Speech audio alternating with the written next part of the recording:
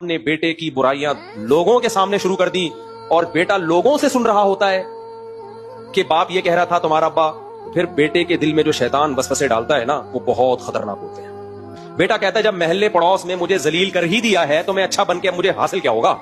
लोग थोड़ी मानेंगे अच्छा, लोग तो कहेंगे वही है जो वैसे इतना नेक बनता है, बाप के साथ देखो सलूक गलत है इसका, वैसे देखो तहज्जुद पढ़ रहा था बाप के साथ। लोग बड़े नालायक होते हैं, बताऊं आपको, मौका छोड़ते नहीं है। हमारे एक जानने वाले लंदन में थे, उनसे कोई गुनाह हो गया बेचारे से, फिर उसने तौबा कर ली, दाढ़ी भी रख ली, नमाजी भी बन गया, लेकिन वो गुनाह लोगों को पता था।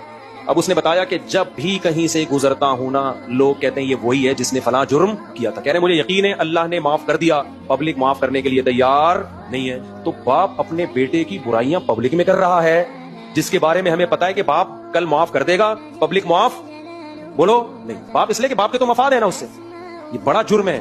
माँ बाप ये समझते हैं कि अल्लाह ने हमारे लामहदूद हुकूक रखे हैं औलाद पर।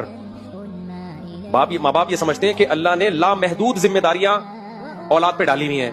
भाई लामहदूद जिम्मेदारियां किसी पे भी, अपनी अल्लाह ने हुकूक लामहदूद नहीं रखे।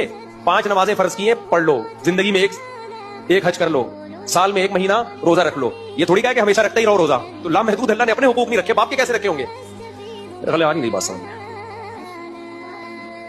तो लामहदूद बर्दाश्त औलाद पे भी नहीं रखी है।